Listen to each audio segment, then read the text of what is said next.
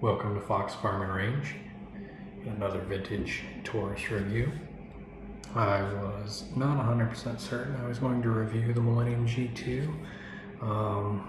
There's a million reviews of these out there, and there's a lot of reviews of everything else that I've done as well. But I've got a video coming out where I'll just say it's going to be something kind of special, and this will be included. So I figured I would do a little quick and dirty tabletop review here. A lot like its predecessor, it's single action with a double action trigger on the second pull for restrike capability. The weapon is clear. It's a striker fired polymer compact. Predecessor being the Millennium Pro series. They rebranded these the PT111 G2, I'm assuming for Gen 2, and it was just the Millennium G2. They dropped the Pro branding. They added these deep scallops on the front, I assume for press checks. They are quite nice for that, although I don't particularly personally care for the way they look, but do have some nice slide serrations. We do have one of the last versions of the Taurus security system. Do have a loaded chamber indicator on top. It does pop up when there's a round in the chamber, giving you a tactile indication. 3-dot polymer sights. Going away from the Heine straight 8s that they'd used in the Millennium Pro.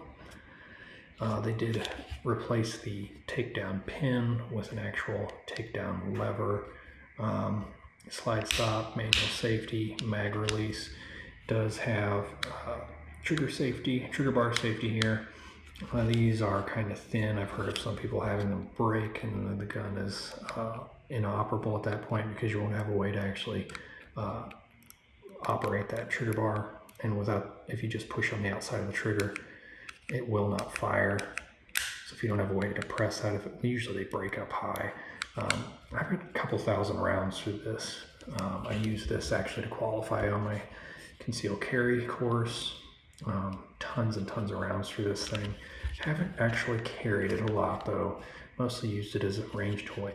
Part of my problem is I like to carry inside the waistband. And the stippling, which is nice, it gives you a good purchase on the firearm.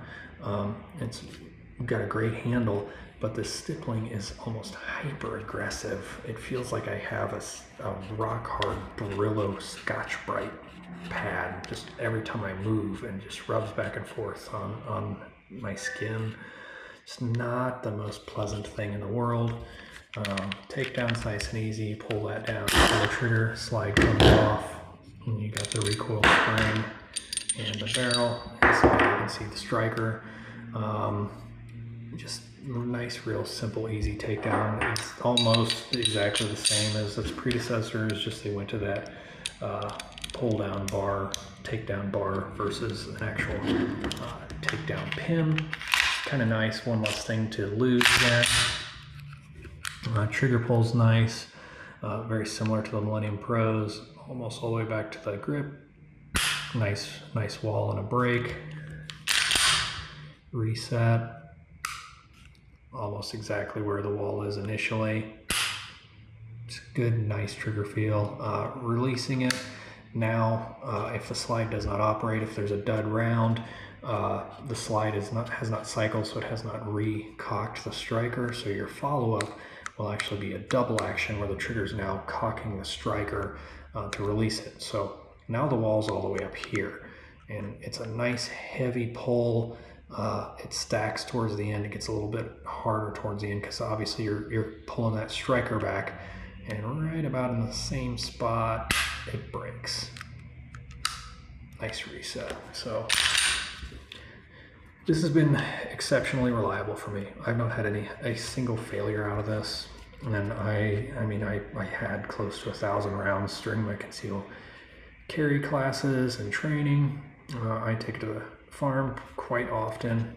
It's kind of my go-to. 9mm has been for a long time. I actually went through a period where I sold off all my Millennium Pros, and this was actually the only 9mm I had for a while.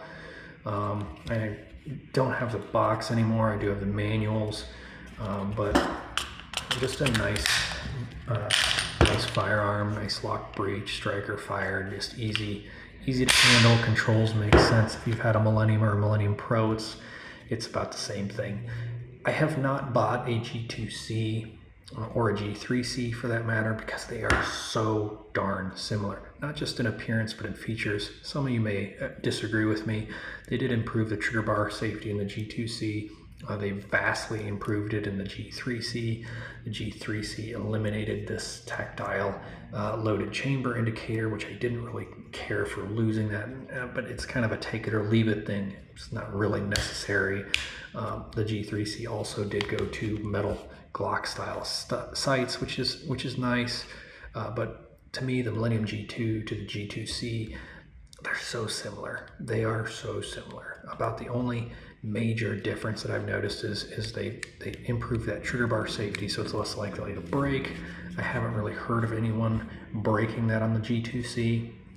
The G3C I think is a better looking pistol, but it's lost a lot of the features that the earlier Tauruses had. So I haven't purchased those yet, mostly just because this has been just such a good firearm, and the differences from the Millennium G2 to the G2C to the G3C have been so incremental that I just don't see the purpose in spending the money. Now, I have bought a GX2, but it is a vastly different firearm than the Millennium G2, G2C, and G3C. And I'm quite happy with that. I'm kind of glad I made that jump. Maybe later on, just for having the whole set, maybe I'll buy a G2C or a G3C. But honestly, outside of that, I don't see any purpose in doing so. I've really enjoyed my Millennium G2. I don't think that it's the prettiest of the Millennium handguns. I think that the Millennium Pros are a little bit better looking. Again, subjective. Some of you are going to disagree with me. I think that the Millennium and the G2 just look like a very basic font on the other side. I mean, it's just very basic and utilitarian, which is fine. You know, realistically, it's a sub $300 handgun. What do you expect? But I think the machining was a little superior on the early firearm, and the logos and the design and the slide design is a little bit nicer on the later ones, but there's nothing here that is so vastly different that I see the need to upgrade. You can pick these up very affordably online on like Gunbroker used secondhand. I see them go on occasion for under $150. The downside is a lot of those are only going to come with one magazine. You know, that when you buy these or the G2C new, they come with 2 magazines. The G3C does come with 3 magazines. So it's just kind of all in what you want. Buying new, obviously you know what you're getting. Sometimes the used firearms might have a problem or an issue that you run into. I personally haven't had that. But I also repair my firearms and buy parts online and fix them. Granted, Taurus has a warranty, but I'm impatient. I don't like waiting on things, so I'll typically repair them myself. On some of my favorite firearms, like my PT-145, I have bought parts firearms just so that I don't ever run out of parts. And that firearm will continue to function for years to come. So I think that about sums it up. I don't see any reason to run this video too much longer. Great firearm, extremely reliable, extremely affordable, great bedside gun, good carry gun, fired it limp wristed on purpose, hasn't jammed. I could not even begin to tell you how many rounds I have through it. It's still in nice shape just because I haven't carried it that much. So it's kind of lived in my safe in a soft-sided case. I carry my GX4 more, and I would probably carry the GX2 over this, but I do carry my PT-145 the most, and I find it the most comfortable firearm to carry, mostly just due to not having all this stippling. But anyway, I hope you guys enjoyed this tabletop review. It's getting warm out. I'm letting the farm dry out, and we'll have some shooting reviews coming up, have some fun out on the range. So hopefully you guys enjoyed this. And that is my tabletop review of the Taurus PT-111 G2 Millennium. Thank you.